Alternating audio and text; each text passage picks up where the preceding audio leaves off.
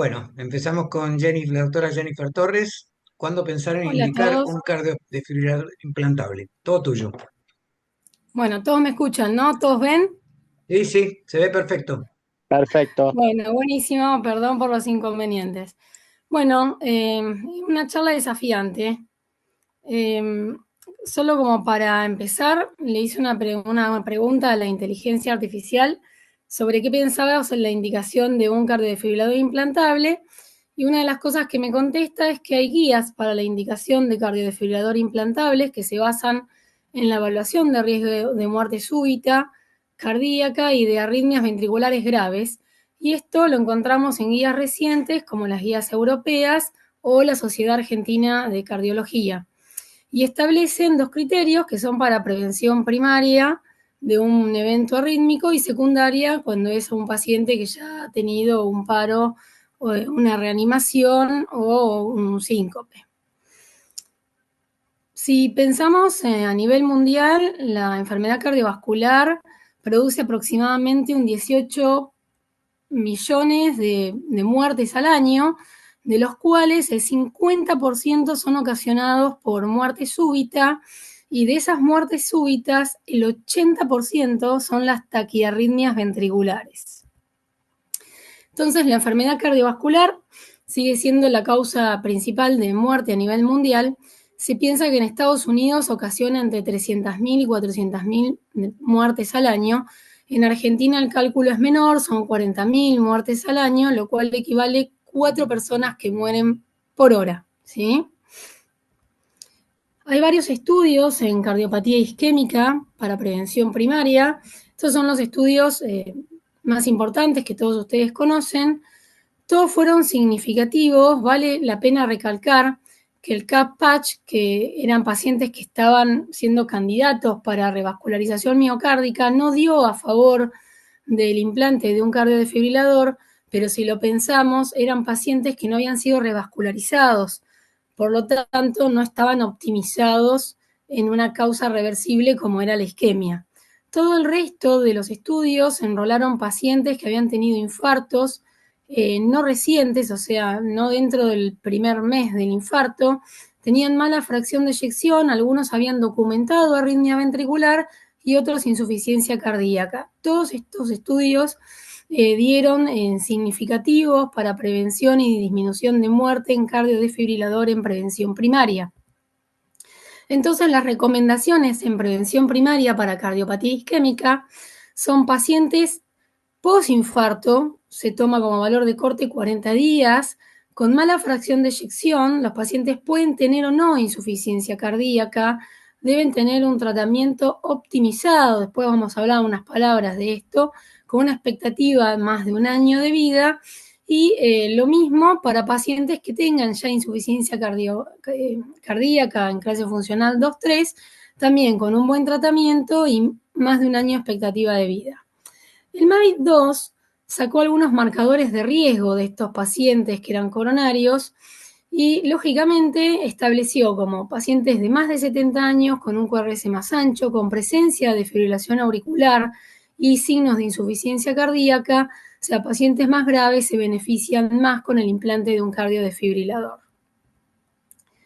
Si vamos a los estudios en prevención secundaria, todos estos estudios, el AVID, el CASH y el SID, dieron positivo para el implante de un cardiodefibrilador. Vale decir que eran todos pacientes reanimados, resucitados, ya sea por una muerte súbita por TB o por FB documentada, algunos con peor fracción de eyección, otros con una fracción de eyección un poquito mejor, pero el punto de corte fue significativo y por eso no hay dudas hoy por hoy de en prevención secundaria colocar un cardiodefibrilador.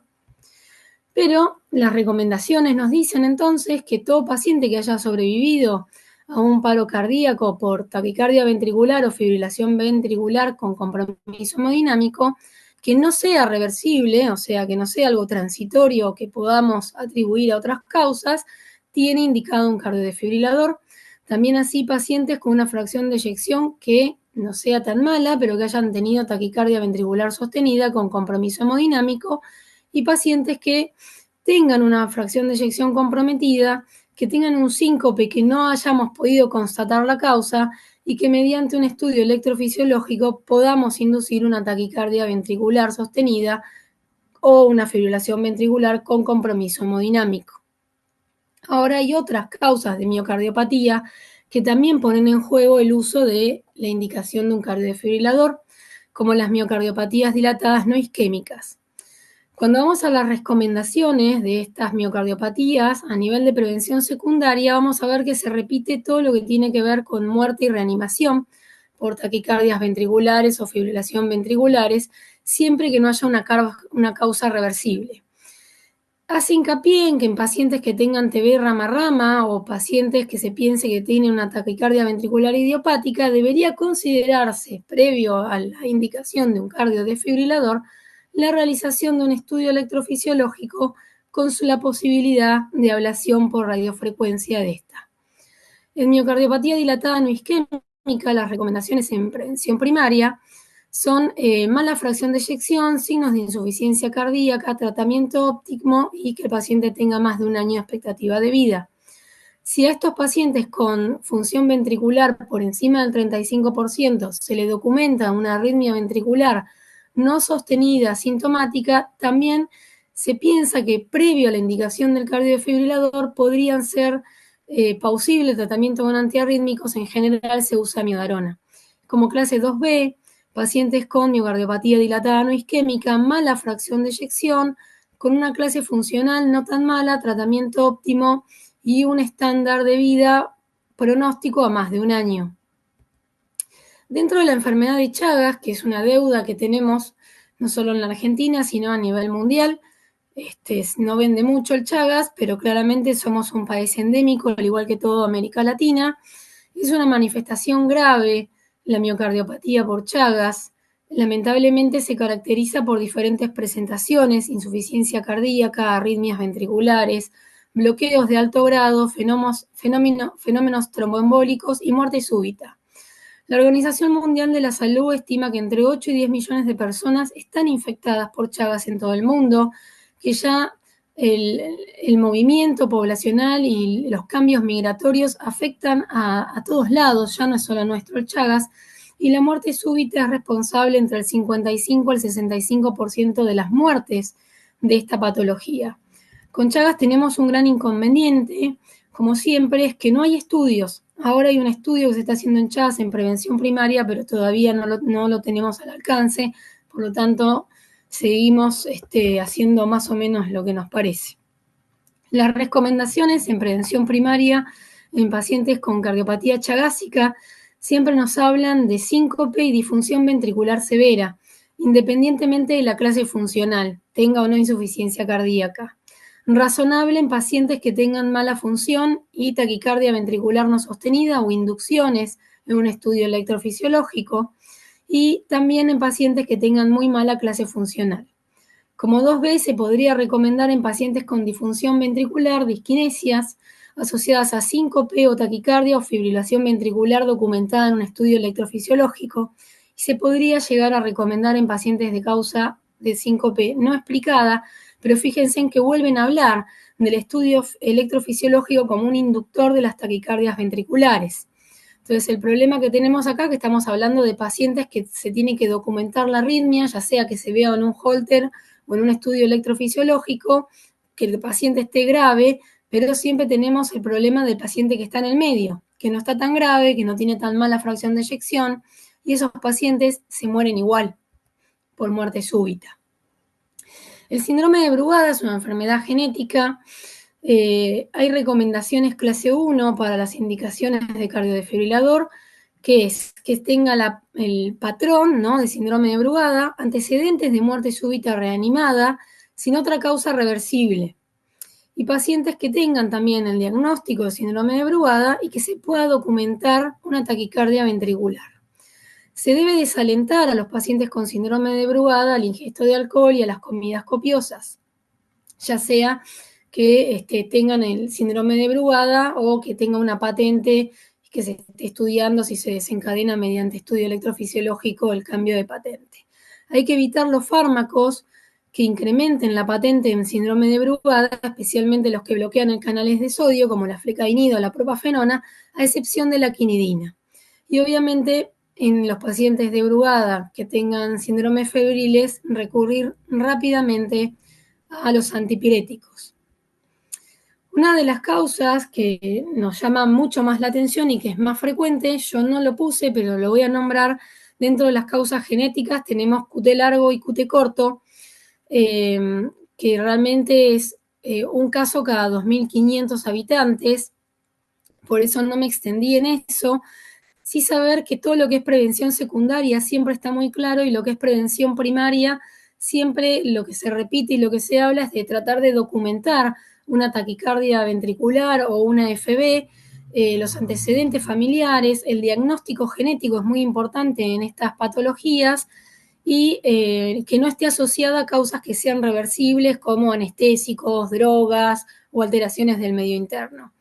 Ya focalizándonos en muerte súbita y deporte, que son una de las causas frecuentes que vemos de muerte súbita en pacientes jóvenes, tenemos que saber que es mucho más frecuente, una cada 500 habitantes sufren de esta enfermedad genética, es una de las principales causas de muerte en pacientes por arritmias ventriculares sostenidas, junto con la insuficiencia cardíaca y los eventos tromboembólicos, con una incidencia entre el 1 al 2% anual. Es importante poder reconocer tempranamente a estos pacientes, ya que tienen un riesgo de muerte súbita incrementado. Entonces, vamos a ir a las recomendaciones para poder pensar un poco cómo reconocerlos. Los pacientes con diagnóstico de miocardiopatía hipertrófica deben ser desalentados a la práctica de deportes competitivos. Van a ser portadores de un cardiodefibrilador los que hayan sobrevivido a la muerte súbita. Como veíamos en la foto anterior, ese era un jugador de fútbol africano que lamentablemente murió, no pudo ser reanimado y requirió 2 autopsias para poderse llegar al diagnóstico de miocardiopatía hipertrófica. Entonces, estos pacientes que fueron reanimados de una FB o una TB o que presenten taquicardia ventricular sostenida con síncope, con compromiso hemodinámico y tengan expectativa mayor a 1 año, se benefician con el dispositivo de un cardiodefibrilador. Ahora, cuando hablamos de estratificación de riesgo, es una estratificación de riesgo que se hace a 5 años, es para evaluar qué riesgo tiene ese paciente y se puede hacer a partir de los 16 años. Estas calculadoras las tenemos a mano, se pueden buscar por internet, una es la de la AJA, y pide algunos scores de los cuales vamos a charlar ahora, y nos da un valor de cuál es el riesgo que tiene nuestro paciente a 5 años. Obviamente de tener taquicardia ventricular o fibrilación ventricular reanimado con síncope y compromiso hemodinámico. Esto nos ayuda un poco para ir evaluando el riesgo de este paciente y se sugiere hacer esta estratificación en los pacientes con miocardiopatía hipertrófica cada 1 o 2 años, ya que su riesgo puede ir variando, como vamos a ver, de entre un 4 o un 6%.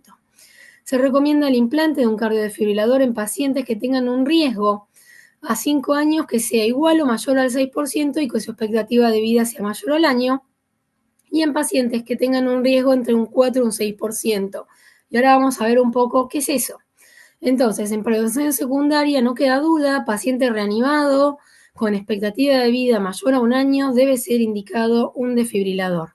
¿Pero qué hacemos con los otros? Bueno, si el paciente según la edad, la historia familiar de muerte súbita, el antecedente de muerte en su familia, síncope inexplicado, documentación de taquicardia ventricular no sostenida, aumento de la aurícula izquierda, espesor del ventrículo izquierdo y el gradiente del tracto de salida, eso nos da un valor que según ese score nos va a catalogar en diferentes porcentajes de riesgo de muerte súbita a 5 años. Si el riesgo es menor al 4%, uno tendería a pensar que no le va a colocar el cardiodefibrilador, pero hay determinadas salvedades que tenemos que tener en cuenta, que es la hipotensión paradojal en el ejercicio, pacientes que se le hace una prueba ergométrica y tiene un descenso o no logra subir un 20 milímetros de mercurio en la presión arterial, son considerados como un dato de mayor riesgo, así también como una resonancia que muestre un gran área fibrótica, un espesor de la pared septal mayor a 30 milímetros, antecedentes múltiples de muerte súbita y mutaciones que estén constatadas de alto riesgo. De moderado riesgo es cuando este score nos da más de 4 y menos de 6, ya se puede considerar el cardiodefibrilador y si tenemos duda, todo lo que hablamos previamente suma al riesgo de este paciente. Cuando el riesgo ya es mayor al 6%, el cardiodefibrilador debe ser considerado. Hay nuevos horizontes en cuanto a la miocardiopatía hipertrófica. Hay estudios, el Explorer en miocardiopatía hipertrófica y el Valor en miocardiopatía hipertrófica, que compararon el mavacamten y la necesidad de hacer una terapia de reducción septal. A ver, esto no es una comparación entre droga y cardiodefibrilador, pero se podría inferir que como dio muy bien y desalentó al uso del tratamiento y la necesidad de reducción septal, podría pensarse en que esto a futuro pueda disminuir la necesidad de un implante, pero por el momento no hay estudios que comparen la droga versus la colocación de un cardiodefibrilador. Vamos a poner un primer caso, como veníamos charlando de miocardiopatía hipertrófica, como para poder grabar estos últimos scores y estos últimos factores de riesgo que estuvimos charlando. Paciente masculino de 18 años de edad, con diagnóstico de miocardiopatía hipertrófica, con un septum de 30, una aurícula izquierda de 43 milímetros, un gradiente de 35, antecedentes de muerte súbita familiar y una taquicardia ventricular no sostenida constatada en el Holter y en la ergometría, como dato que no sirve para el score, pero sí que sirve como para adicionar al riesgo del paciente, comportamiento paradojal de la tensión arterial. Yo usé 2 calculadoras que las busqué en Google en realidad y calculé, fui cargando todos estos datos y me fijé si me daba igual. Y hice una simulación de si el paciente tenía síncope o no tenía síncope. Ambos scores me dieron de altísimo riesgo, o sea que el paciente tiene indicación de un cardiodefibrilador. Ahora la pregunta que nos hacemos es, el paciente tiene tan solo 18 años, entonces nos preguntamos ¿cuál? Claramente cuando pensamos en un paciente joven sabemos que es un paciente que no va a requerir el cardiodefibrilador como un marcapaso porque no requiere estimulación. Entonces, al ser joven, también pensamos que va a requerir varios recambios de batería. Entonces, a modo de comentario, acá puse un electro, como para que vean uno de los patrones de miocardiopatía hipertrófica, que son ondas T asimétricas en las precordiales, se puede asociar infradesnivel del ST. En este caso no se ve, pero también eje a la izquierda y también presentación de Q con T negativas en cara inferior. Entonces, bueno, hay que ponerle un cardiodefibrilador. Este paciente joven, se lo tenemos que decir a él y a la familia. Una opción es utilizar un marcapaso subcutáneo, ya que es poco invasivo. También este marcapaso puede ser utilizado en pacientes que no tengan buenos accesos venosos. Y como ustedes ven, la colocación es subcutánea, con lo cual es bastante simple y a lo largo de los años para el paciente va a ser menos invasivo. Es a modo de comentario porque es algo bastante nuevo. Por ahí después Alejandro, si colocó alguno, nos puede hacer algún comentario. Displasia ritmogénica del ventrículo derecho también es una de las patologías que pueden presentarse, no tan frecuente. Acá voy a nombrarle unos criterios o factores de riesgo que son importantes a la hora de tomar conducta en cuanto al implante de un cardiodefibrilador en la displasia ritmogénica del ventrículo derecho. Primero, la disfunción, ya sea el ventrículo derecho o ventrículo izquierdo, ya que están ambas categorizadas y se han visto en las resonancias. Antes se pensaba que todo estaba supeditado al ventrículo derecho, ahora ya se sabe que se ve alteración de ambos ventrículos. Dilatación del ventrículo derecho, sexo masculino, inversión de la onda T en cara inferior o en forma extensa, QRS fragmentado o la onda épsilon, arritmia ventricular, tener la constatación de una mutación genética múltiple y que se puede inducir una taquicardia ventricular en el estudio electrofisiológico.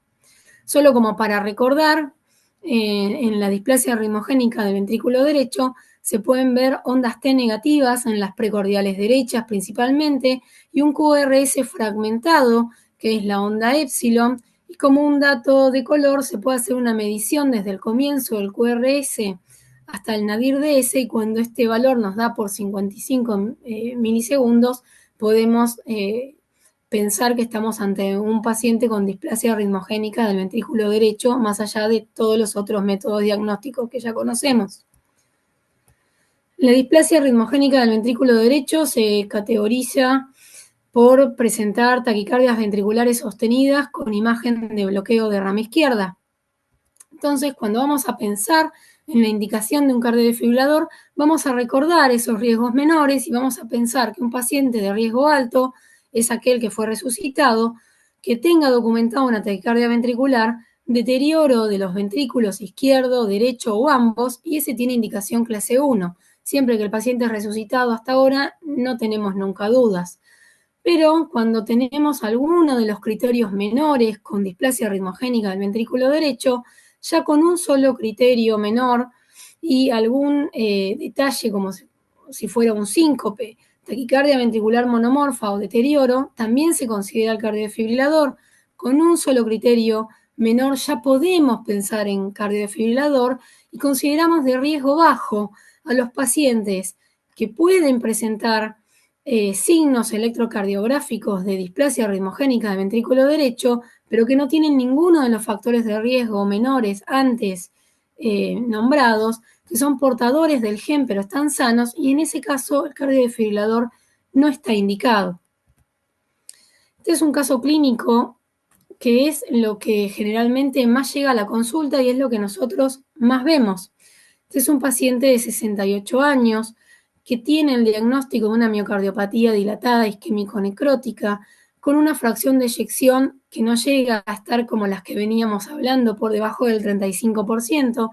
Tiene tratamiento optimizado, o sea que el paciente está con las 4 drogas, está muy estable en peso seco, tiene al comienzo de su seguimiento un Holter sin arritmia ventricular, pero a medida que vienen las consultas le vamos pidiendo ecocardiograma y Holter, le vemos arritmia ventricular, le adicionamos amiodarona, el paciente responde muy bien a la amiodarona, pero luego de un tiempo vuelve a la consulta, nos trae un nuevo eco, donde vemos que su fracción de eyección se deterioró a pesar de que sabemos que lo tenemos con todas las drogas.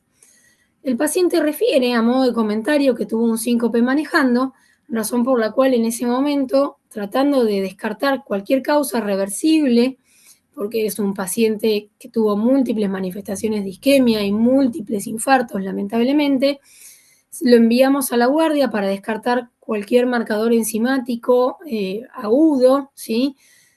Troponina, CPK, y ver que no tenga cambios electrocardiográficos durante los controles en la guardia y los monitoreos.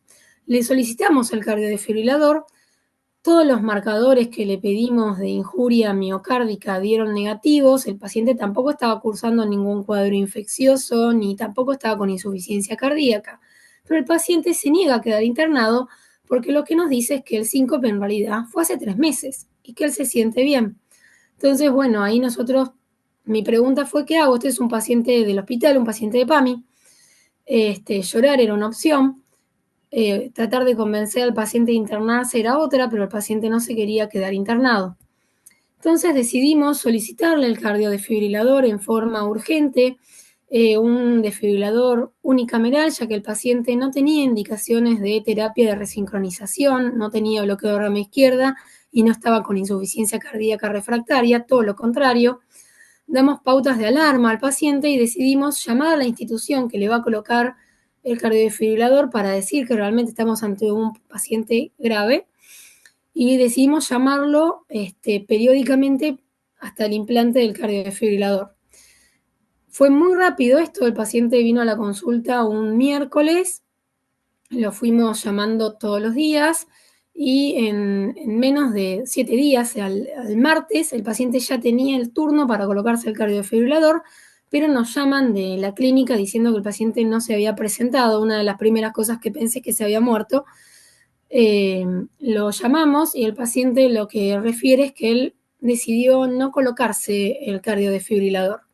Eso fue un martes, lamentablemente el viernes el paciente falleció. Entonces, a pesar de las guías, a pesar de las recomendaciones, a pesar de los grises, estas cosas nos pueden pasar. A modo de conclusión y de comentario final, creo que en los extremos siempre tenemos respuestas que son más fáciles, ¿no? Cuando el paciente tiene un síncope, documentamos arritmia ventricular, ni que hablar si fue reanimado, no dudamos en que merece un cardiodefibrilador, como cuando tiene muy mala fracción de eyección o signos de insuficiencia cardíaca. En el otro extremo, cuando el paciente está muy bien, salvo en Chagas, que sigue siendo un desafío, porque la gente muere de arritmias teniendo fracciones de eyecciones no malas, pero por ahí es más fácil la decisión de esperar un cardiodefibrilador porque tenemos la herramienta del eco, la resonancia, los holter, la optimización del tratamiento. Hay que saber que muchos pacientes están con tratamiento optimizado, los esperamos 3 meses y la fracción de eyección mejora y salen de la indicación de implante de cardiodefibrilador. Eso lo vemos mucho, incluso utilizando también lo que es rehabilitación cardiovascular.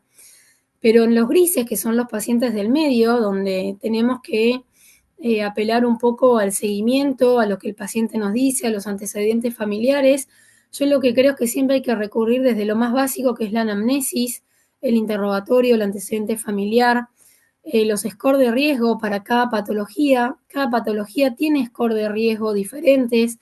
En la enfermedad coronaria, bueno, la progresión de la insuficiencia cardíaca, el síncope, la presencia de arritmia ventricular, en miocardiopatía hipertrófica, estos scores que según en los gradientes, la hipertrofia, el tamaño de la aurícula, los antecedentes familiares, en displasia ritmogénica, también la presencia de los criterios menores, alteración en el ventrículo derecho, ventrículo izquierdo, QRS muy fragmentado, antecedentes familiares, y obviamente si tenemos el diagnóstico genético mejor. Después, obviamente, todos los estudios que por suerte en la SICA tenemos, ¿no? Como es un ecocardiograma, una cámara gamma, una ergometría, un holter y la resonancia magnética.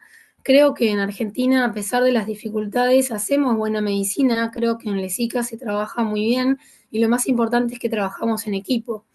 Creo que para poder sobrellevar adelante estos pacientes, lo más importante es siempre generar duda y ante la duda preguntar, consensuar, interconsultar y trabajar con el otro.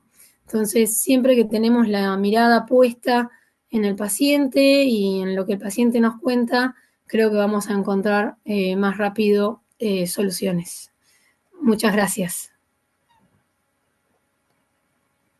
Muy bien, muchas gracias, Jenny. Buenísimo. Excelente, impresionante la info.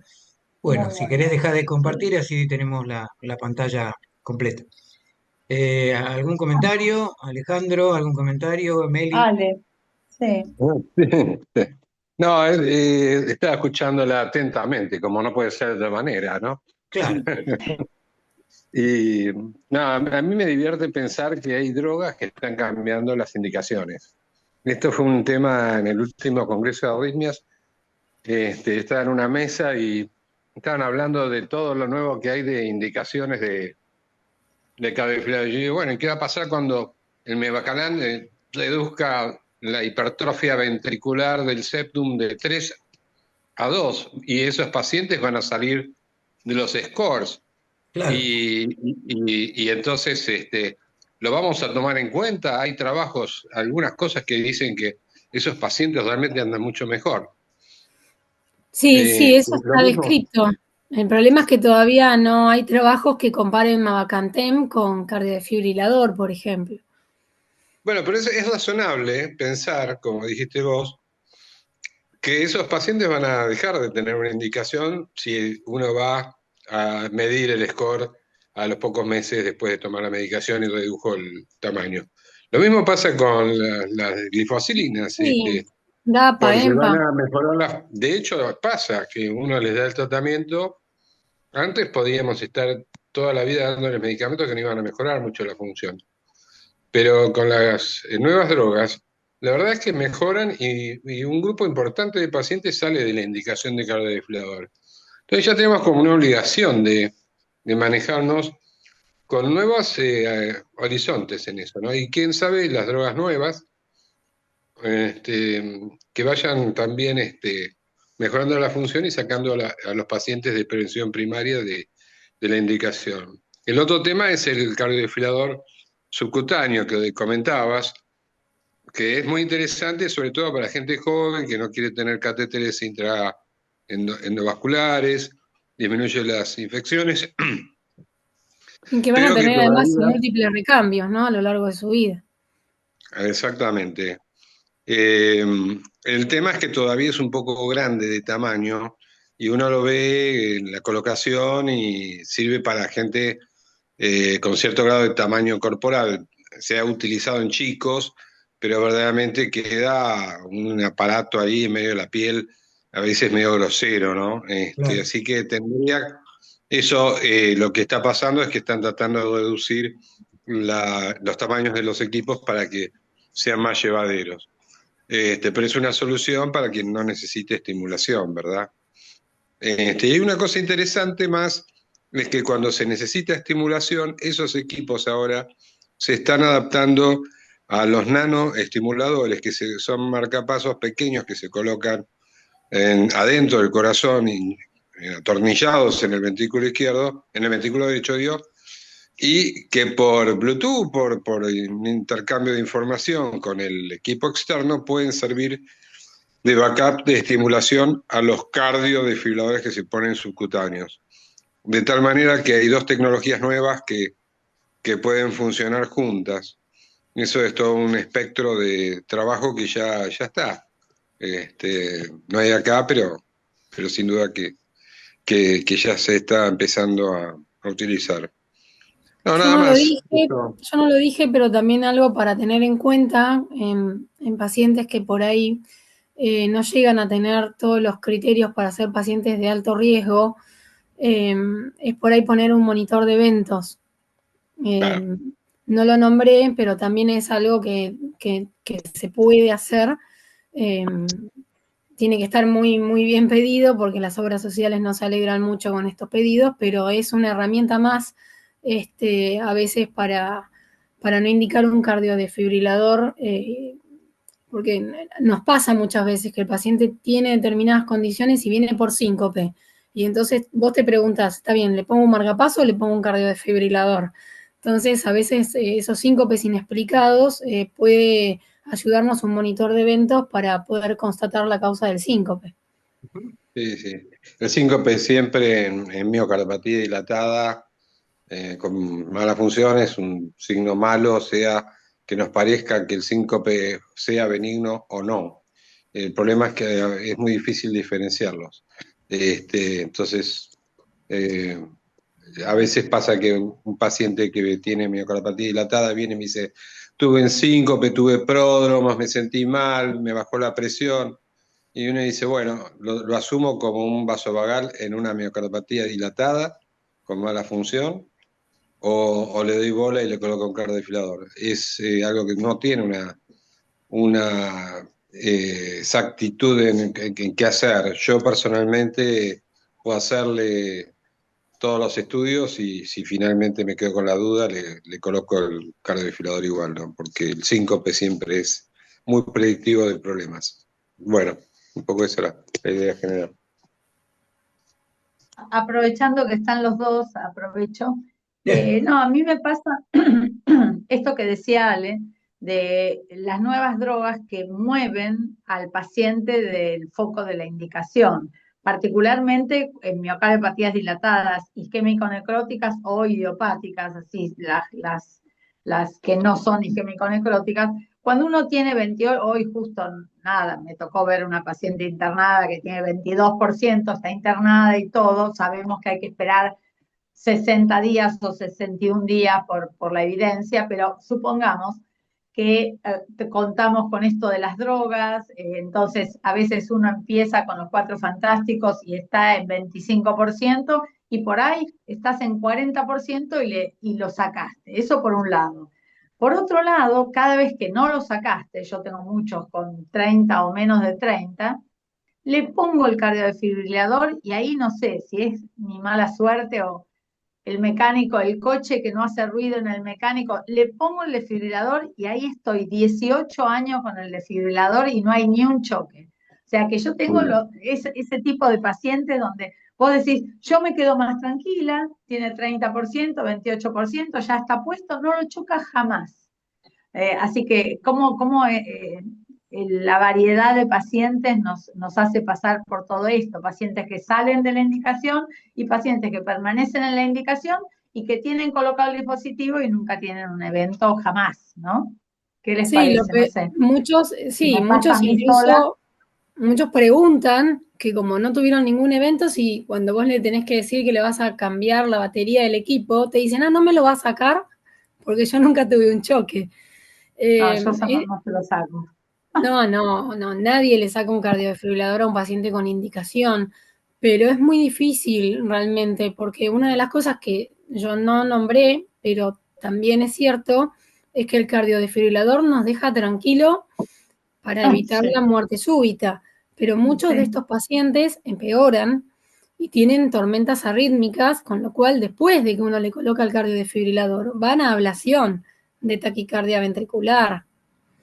Es principalmente, bueno, Ale lo sabrá bien, los chagásicos, ¿no? Que tienen múltiples focos de taquicardia ventricular. Entonces, a veces no es solo el cardiodesfibrilador, sino que después el paciente va empeorando y nos vamos encontrando con otras maldades. Pero sí, pasa que a veces el paciente no tiene ningún choque. También pasa que algunos salen de la indicación de desfibrilador, yo lo vi, mejoran muchísimo.